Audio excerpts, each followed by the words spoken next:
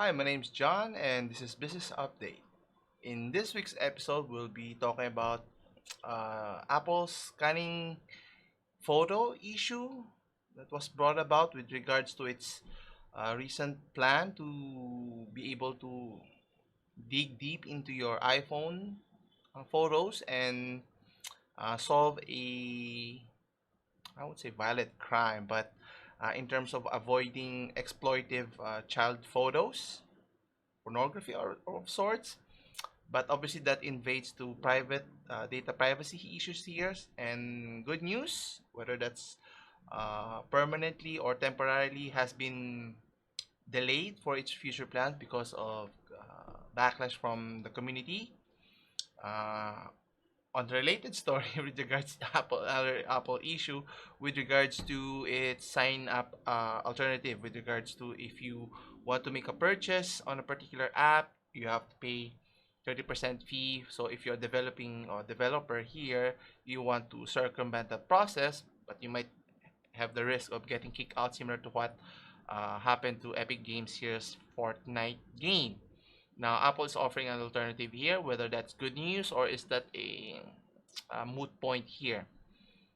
Third, we have the Store.that company who's offering fast charging capability for your electric vehicle. What's interesting here, they're offering it at a very fast charging time, as much as 10 minutes. So we'll talk about that. And for our last update, we'll be talking about Tesla, the electric vehicle giant, with its famous popular Cybertruck that's going to be launched. Well, guess what? There's going to be a delay. What else is new for Tesla, the company? Anyway, so to get started, so as mentioned, here we have an article from CNBC.com wherein Apple delays its criticized plan to scan photos of child exploitative or exploitation images here. Now, obviously, as an individual, no one wants children to be exploited for whatever benefit that we have here. But obviously, venturing for a private company to even consider this is kind of outlandish here, so to speak, because they're not a government agency here. They're not even NSA here, FBI, or any type of federal government here that has the right to be able to do this.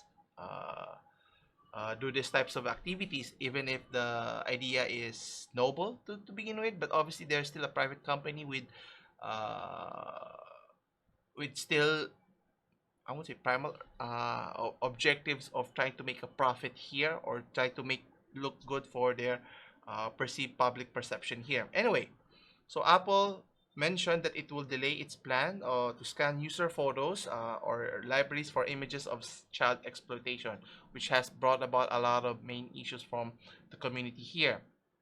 Now, will this be a temporary setback, or will it be a long-term, indefinite pause here? Now, according to the company, they try to steer the controversy by stating that the system is for checking users' device for illegal child sex abuse material. Now, even if that's the case, the concern, as mentioned in the previous video, is the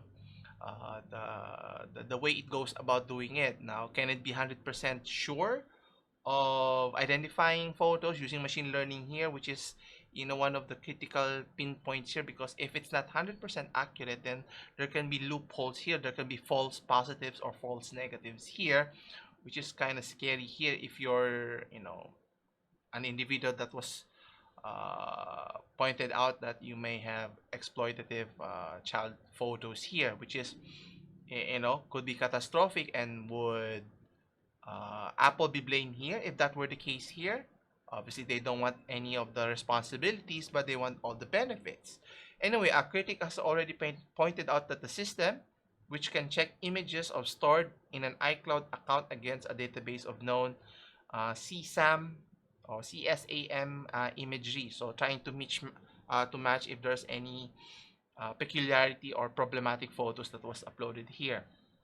And with Apple's messaging around its customer privacy, which is they're trying to paint that they're for consumer with data privacy, but with this implementation that goes contrary to what they're trying to promote, which is kind of confusing if you think about it. And I'm still a proponent for data privacy. Our private information should stay private unless government dictates that otherwise here. And obviously offering companies, no matter how good the intentions are, could be dangerous because it would create a precedent moving forward here. And obviously we don't want companies stepping over bounds with their capability. Not It's not as if companies have been taking our information already to begin with. You have Apple, you have Amazon, you have Facebook, or all the social media have been collecting data, even to the point for your data informations they're still going to continue collecting, which is kind of alarming here, to say the least. On a related story for Apple again, with regards to its 30% fee. That's why Apple and Epic Games was in a court battle, which we will talk about in the future. Apple is conceding to let apps like Netflix, Spotify, and Kindle to have their own link so that you can subscribe to their services on a separate method or approach other than using Apple's App Store here, which obviously if you use the App Store, you have to pay a fee, and then Apple gets a 30% cut, which is good for them, but not good for the services here. Now, is it beneficial for the company, or is it just an isolated incident here? Meaning those said companies are the one who only benefits here. How about the other companies or other developers that are still in the App Store? Can they get that options here? Anyway, according to TheVerge.com, even though Apple is conceding here, will it be beneficial for the entire developing community here? Let's take a closer look. And as you can see here, many app developers have been vocal or have even accused Apple of spinning the lawsuit settlement into an app store chain that was barely a change at all. So with what happened with the outcome of Epic versus what do you call this? Epic versus Apple with regards to being a monopolistic, but with regards to being unfair competition for limiting the option for consumers to wherever they want to pay for their subscription, whether through App Store or maybe other means, they should be allowed to do that. And Apple goes on to say that it will let developers of Reader app, which is kind of iffy or kind of shady. I won't say shady, but there's a gray scale in terms of what constitutes a Reader app here. So you have Netflix is considered Reader, even though they provide video stream services. Then you have Spotify that offers video audio services. Then Amazon's Kindle here, so that consumers can purchase directly with their customers here using their own sign up website here. Obviously this would impact their bottom line, but not that it's not as if those companies are lining up to to offer their services in the app store here in the first place, which kind of is the moot point here. But how about for other developers here in the gaming, other types of apps that they have to pay a 30% fee? So now, Apple is claiming that the move will close an investigation by the Japan Fair Trade Commission, or the JFTC, wherein it'll only apply to those sorts of readers. So meaning there's still a uh, big void, or I would say big void, but other categories that still has to pay the 30% fee with this. Now, obviously, this was brought about when the JFTC mentioned that it's unfair for Apple to just limit the options for paying. Now, question is, should they be charging the 30% fee in the first place? That's a totally different discussion here, which is the antitrust case that's been levied upon the company of Apple here. And even the JFTC has mentioned or confirmed that the move of Apple would eliminate the suspected violation of Anti-Monopoly Act. But obviously, Apple goes beyond there in terms of their search engine, competing with similar apps within the App Store, or even for Google for that matter here. But obviously, since it has quelled already concern for the uh, Japan Trade Commission, then obviously Apple can still continue providing their services here.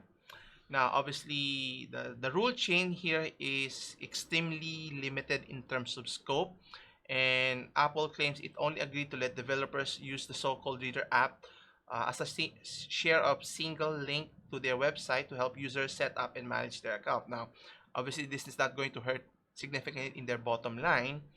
And the goal here is to help developers of reader apps to protect users when they link them to an external website to make purchase. Now, obviously, I think Apple cannot always anticipate or say that it's for their benefit. Consumer has to have the options no matter what, right? Whether they make a wrong choice of using, let's say, an unsecured website, it's the consumer's choice here, not lacking in consumers that you only have to use the App Store here or this platform. Otherwise, you're not have the freedom or the access of being able to use those applications for your benefit here. And it goes on to say that it will have specific guidelines for how the links will appear. Now, question is, it's not clear whether developers will be able to mention pricing at all. So, again, so the communication has to be clearly stated here before, uh, developers can feel comfortable using alternative methods. And that's why the court case battle between App Store, the Apple and Epic Games was important. Now, based on the result, technically no one won and no one lost technically also. So which is kind of interesting as well. Anyway, Apple's only offering this exception to companies that aren't already contributing any in the in-app purchase commission to Apple's in the first place. So meaning it's not really a big deal for them. And for Spotify, even from the CEO Daniel Ek, mentioned that Apple's move is merely a step in the right direction, but the company will keep pushing for new laws like the Open App Market Act. So technically, the issue is still going back to the monopolistic practices for whether Apple or even Google developers here, Google, the company. So for the app developers, they want clear, fair, and rules that apply to all apps. So no exceptions here, whether you're Amazon here or whoever, which company has the leverage here. And obviously, the rule here doesn't apply to other types of apps or in particular games, which is a big cash cow for Apple here. And obviously, Apple's App Store biggest and most profitable category is the gaming industry. That's why Epic wanted to go against, but they lost in the court case in a sense that they still cannot get back in, but it benefits the app developers here.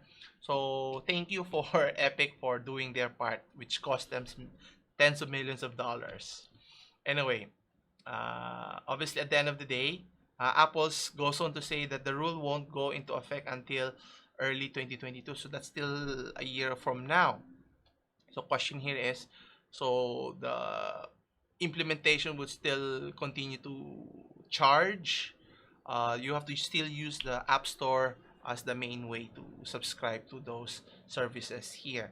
Does it benefit the consumer? Obviously not really. I'm a proponent for more options is always better if you're a consumer, so that at the end of the day, whether you make the right or wrong choice here, either way, you still have that choice rather than have the company limit the choice for you.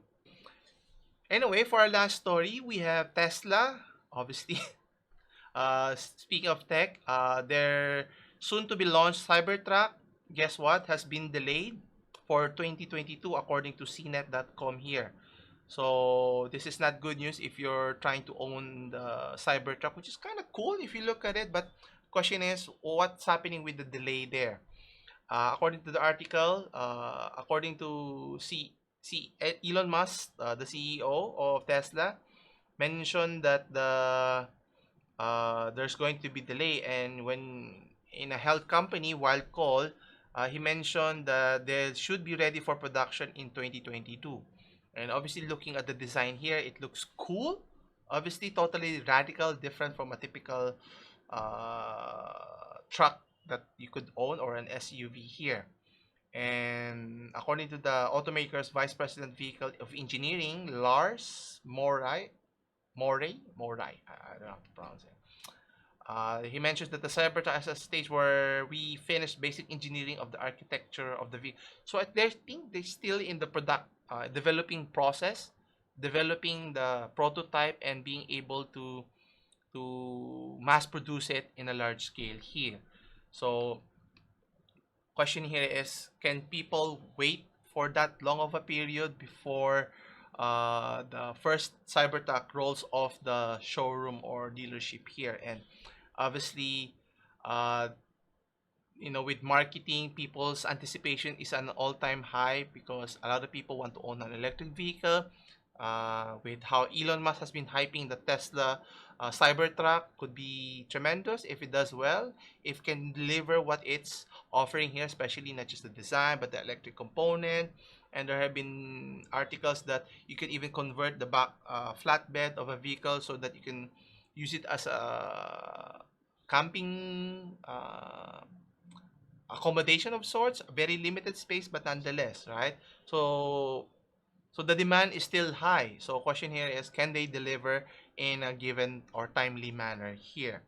And even though it's not yet available, question is, there's a risk of even being delayed for another year. So not just pushing 2022, but all the way to 2023 now, with the shortage of chips, especially the reliance here for Tesla vehicles could be delayed significantly here. Now obviously doesn't bode well if you're a consumer, and obviously it creates more hype here if you're a loyal Tesla fans. And kudos for you for being so patient here.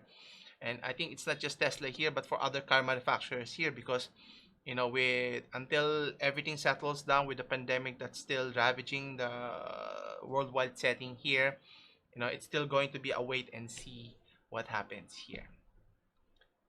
Anyway, I think that concludes our business update here. Thanks again for watching. Come back again on Wednesday for more business update. If you enjoy these types of video, don't forget to hit the like and subscribe button. As always, I'll see you in the next one. Take care.